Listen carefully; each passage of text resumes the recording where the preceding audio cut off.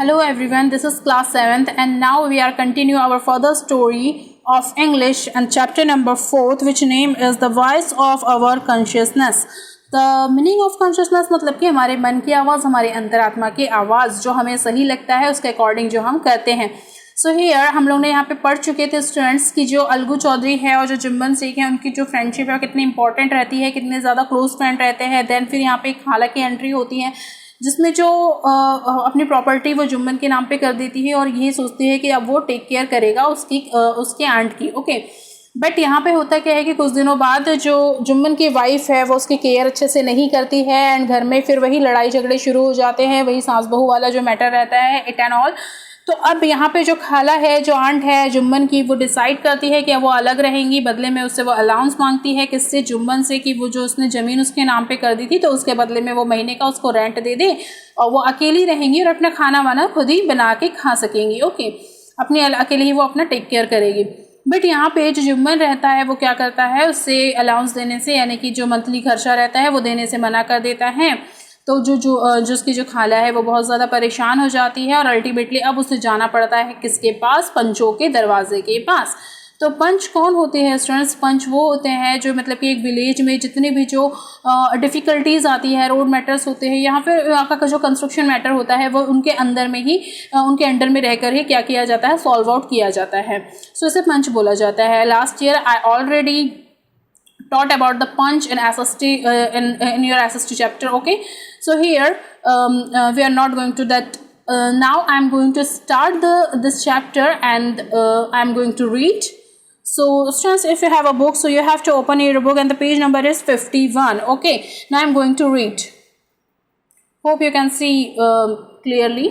So now I'm going to read. The old woman approached the villagers to narrate her woes and sick intervention of the punch. तो अब वो क्या करती है, जो old lady है वो अपने पंचों के पास पहुंचती है, विलेजर्स मतलब, और गांव वालों के सामने अपनी स्टोरी, अपने वोज को सुनाती है. वोज मतलब क्या होता है, दुख होता है. जो उसने पिक या सिक जो मतलब कि जो पीड़ा है उसे सही है उसे बताती है, उसके बारे में अपने पंचों के सामने रखती है. Some give her patient and sympathetic मतलब कि सहानुभूति होता है. Hearing while some advise her to make it up with Jumman's wife. तो कुछ लोग उसे बहुत ज़्यादा सिंपैथी देते हैं, उससे पेशेंटफुली सुनते हैं, सिंपैथी देते हैं, और कुछ लोग ये एडवाइस करते हैं कि जुम्मन की आप अच्छे से अपनी जो जुम्मन की वाइफ है उसके साथ रहिए क्योंकि ये हर घर की कहानी है, ये सब होते रहता है. शेड्यूल लिटिल सोलेक मतलब कि ठीक है, उसे कंफर्ट मतलब कि वो थोड़ा बहुत कंफर्ट फील करती है. सच एडवाइस मतलब कि जो लोगों की एडवाइस है उसको फॉलो करती है और फिर उसके अकॉर्डिंग रहती है. At last tired and exhaust, but last में थक हार के, एग्जॉस्ट मतलब कि थक हार के. ओके, तो आखिर में जब वो थक हार के शी कम मतलब कि जब उसके घर पे फिर बात नहीं बनती है तो she came to Algu Chaudhary and requested him to attend the panchayat. But at last वो किसके पास आती है, अलगू चौधरी के पास आती है, थक हार के, एग्जॉस्ट होके, और फिर उससे रिक्वेस्ट करती है कि वो उसके साथ पंचों के पास चले. He was uncomfortable and reluctant मतलब कि होता है मना कर देना at first, and said that he would rather not take a direct part in the proceeding as Jumman was his close friend. तो यहाँ पर जो अलगू चौधरी है वो बहुत ज़्यादा अनकंफर्टेबल हो जाता है, उसे बहुत हेजिटेशन होने लगती है कि किस तरीके से वो मतलब कि जुम्मन के खिलाफ में बोल सकता है और कैसे उसके डायरेक्ट मैटर में पढ़ सकता है, मतलब कि उसके खाला के डायरेक्ट मैटर में पढ़ सकता है. जबकि जो अलगू चौधरी है वो अलगू चौधरी एंड जुम्मन शेख दोनों क्या है, क्लोज फ्रेंड है. The aunt kept silent for a while then asked Algu. जब फिर उसके बाद मतलब कि ये सुन के जो आंटी है वो शांत हो जाती है और अलगू से बोलती है कि would you rather remain silent and injustice done, is your friendship more price than honesty. तो वो बोलती है क्या तुम अपने सामने में मतलब कि चुप रहोगे, इनजस्टिस होते हुए, मेरे साथ इनजस्टिस होते हुए देखते हुए क्या तुम शांत रहोगे, और क्या तुम्हारी फ्रेंडशिप ऑनेस्टी यानी कि ईमानदारी से भी ज़्यादा वैल्यूएबल है, प्राइस मतलब कि वैल्यूएबल है. This had an immediate impact on Algu on his consciousness was stirred. तो यहाँ पर इस बात को सुनने के बाद जो अलगू चौधरी की जो मन की आवाज़ है, कॉन्शियसनेस मतलब कि moral sense of right and wrong, मतलब जो हमारी जो मन की आवाज़ होती है जो हमें ये बताती है कि नहीं ये चीज़ गलत है, ये चीज़ रॉन्ग है, तो उसके अंदर की जो नैतिक शिक्षा रहती है, जो सेवक रहता है वो जाग जाता है और वो कुछ मतलब कि अपने जो उसकी जुम्मन की जो खाला है उसके लिए कुछ करने का डिसाइड करता है. Finally she knocked the door of the panch, और फाइनली वो मतलब कि वो पंचों के पास जाती है. The panchayat is a system of administration of rural India where the elected or selected representative of the village take decision for the development and the day-to-day running of the village. तो जो पंच होते हैं वो कौन होते हैं? Rural area के वो रिस्पेक्टिव पर्सन होते हैं जिसे लोग वहाँ के किसी भी डिसीजन को लेने के लिए या फिर जो भी डेवलपमेंट होता है उसके डिसीजन को लेने के लिए चुनते हैं.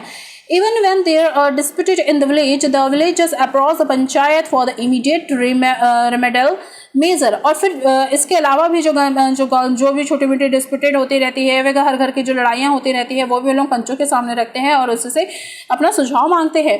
ऑन द अपॉइंटेड डे, अब यहाँ पे वो पंचों के पास गई थी और एक दिन दिया गया था. जैसे हम लोग कोर्ट में जाते हैं और एक डे दे दिया जाता है, तो उसी तरीके से यहाँ पर भी उनको एक दिन दे दिया गया था.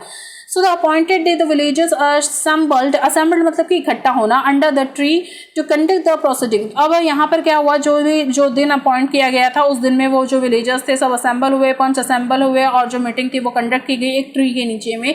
फिर ये सब जो प्रथा है वो शुरू होने लगी. The old lady made her appeal, Jumman is my sister son. तो जो यहाँ पर जो ओल्ड लेडी है वो अपील करती है, लोगों को बताती है कि जुम्मन जो है वो मेरे सिस्टर का बेटा है, बहन का बेटा है. Trusted him and gifted him my property and now he refused to look after me. I am poor widow and the panchayat is my only hope. तो यहाँ पर वो बताती है कि जो जुम्मन है वो मेरे बहन का बेटा है, मैंने उस पर ट्रस्ट किया और ट्रस्ट करते हुए मैंने उसे प्रॉपर्टी गिफ्ट कर दी एंड अब वो रिफ्यूज़ कर रहा है मेरी केयर नहीं करने को, मतलब कि मेरी केयर नहीं कर रहा है. सो मैं बहुत ज़्यादा मैं विडो हूँ, मैं विधवा हूँ और मैं बहुत ज़्यादा पुअर हूँ. The panchayat is my only hope. और आखिरी जो मेरा सहारा है वो पंच ही है, जो जजमेंट वो करेंगे वो मेरे लिए मान्य होगा. So as the defendant was given the option, the purpose, one person as a punch, the head man for the session, Ramdhan Mishra, who nursed a grudge against Jumman. तो यहाँ पर मतलब कि पंचों में जैसे कोर्ट में रहता है ना कि हमारा मतलब कि एक वकील रहता है, दोनों मतलब जो पार्टीज होती है उसका एक वकील रहता है. तो यहाँ पर भी जो रामधन मिश्रा थे वो किसके अगेंस्ट में थे? जुम्मन के अगेंस्ट में. दैट मीन्स यहाँ पर वो खाला की तरफ से लड़ रहे थे, उस आंट की तरफ से लड़ रहे थे, उसकी बातों को सुन रहे थे. Now arose her asked Jumman to appoint a person of his choice and had punch once the panchayat has passed its judgment. You must abide by it, he said. तो अब यहाँ पर वो बोलते हैं जुम्मन से कि जुम्मन आप अपने फेवर में कुछ बोलना चाहेंगे या फिर अपने तरफ से कुछ कहना चाहेंगे, मतलब कि ये जितनी भी जो चीज़ें हो रही है, क्योंकि एक बार once the panchayat has pass, मतलब कि once the panchayat has pass is judgement, क्योंकि एक बार जैसे ही जो पंच है उसने अपना जजमेंट पास कर दिया. So you must abide by it. तो तुम्हें इसी के साथ में मतलब कि इसी मतलब कि जजमेंट के अकॉर्डिंग ही चलना पड़ेगा. तो उसने ऐसा कहा. So Jumman realise that the most of those present were against him discritically. Okay, discritically मतलब क्या होता है? being careful to avoid causing embarrassment. तो यहाँ पर जो जुम्मन है उसने ये देखा कि जितने भी जो लोग यहाँ पर प्रेजेंट है वो मोस्टली उसके अगेंस्ट में हैं और वो मतलब कि एम्बेरस्ड होके उसने ये रिप्लाई दिया कि ही वुड लीव मतलब कि डिस्क्रिप्टली मतलब क्या होता है? अशेम्ड होके या फिर मतलब कि शर्म के मारे एम्बेरस्ड होके उसने ये रिप्लाई दिया कि he would leave the choice to his aunt, मतलब कि वो पूरी चॉइस अपने खाला के ऊपर छोड़ देता है, अपने आंट के ऊपर छोड़ देता है. And when the old lady nominated Algu, his dear friend Jumman could hardly believe his luck. He felt assured the Algu would never pass a verdict that could harm his interests.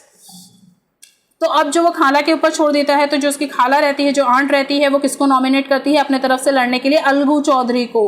तो अलगू चौधरी का नाम जैसे ही जुम्मन सुनता है तो वो बहुत ज़्यादा मन के मन में खुश हो जाता है, क्योंकि वो बोलता है अरे जुम्मन तो मेरा फ्रेंड है, वो कैसे मेरे खिलाफ में वर्डिक्ट कर सकता है? वर्डिक्ट मतलब कि फैसला कर सकता है, और किस तरीके से मतलब जो जज है वो उसकी बातों वो मेरे ही फेवर में बोलेगा, खाला के अगेंस्ट में बोलेगा, मतलब कि मेरे अगेंस्ट में बोल ही नहीं सकता, वो मेरे फेवर में ही बोलने वाला है. तो किस तरीके से मतलब कि जो पंचायत है वो मेरे ही हित में वर्डिक्ट करेंगी, मेरे ही हित में फैसला करेगी. इस ये सुन के वो मन ही मन बहुत ज़्यादा खुश होता है और वो ये जान के भी खुश होता है कि अच्छा हो गया मैंने खाला के ही मतलब अंडर में फैसला को छोड़ दिया है.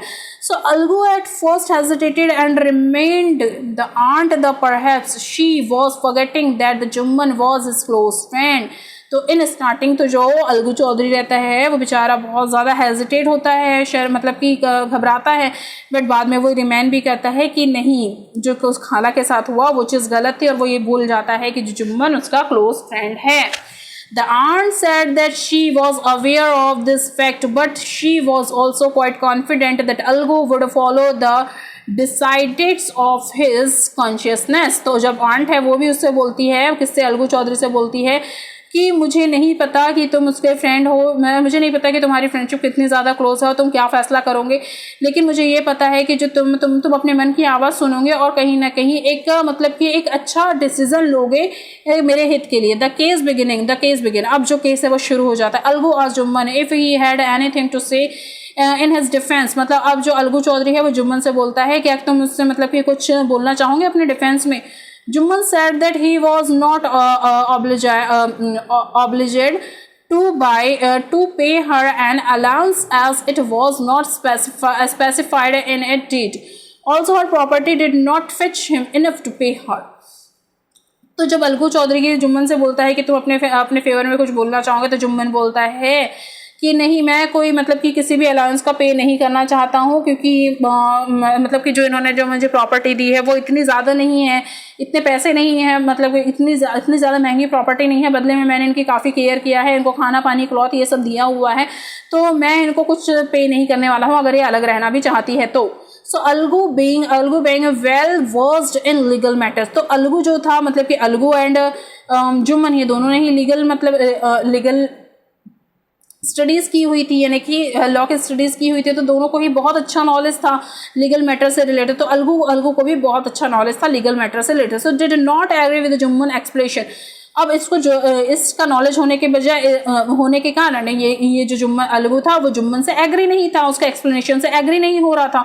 सो he question Jumman like a seasoned lawyer. और उसने एक सीजन्ड मतलब कि जो एक्सपीरियंस्ड लॉयर रहते हैं उसी के अकॉर्डिंग उससे क्वेश्चन पूछना शुरू किया. So Jummon was amazed and perplexed. Perplexed मतलब क्या होता है स्टूडेंट्स? वेरी पजल्ड, मतलब कि शॉक हो जाना. At the sudden change in his friend and stood dumbfounded. तो जुम्मन ना वो जब अलगू से क्वेश्चन आंसरिंग करते रहता है तो जुम्मन उसकी बातों को सुन के बहुत ज़्यादा पजल्ड हो जाता है, बहुत ज़्यादा सरप्राइज हो जाता है, डम्फाउंड हो जाता है. डम्फाउंड होना मतलब क्या होता है students? Unable to speak because of surprise. और वो कुछ बोल नहीं पाता है. जब हम बहुत ज़्यादा सरप्राइज हो जाते हैं, बहुत ज़्यादा आश्चर्य हो जाते हैं, तो कुछ नहीं बोल पाते, हमारा मुंह मतलब खुला का खुला रह जाता है. उस टाइप से ये वाली सिचुएशन किसके सामने आ जाती है? जुम्मन के सामने आ जाती.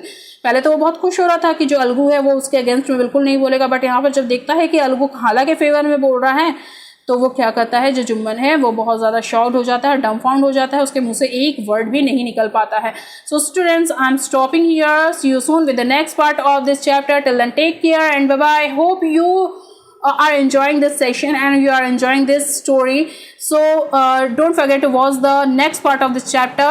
Okay, students, take care and bye-bye.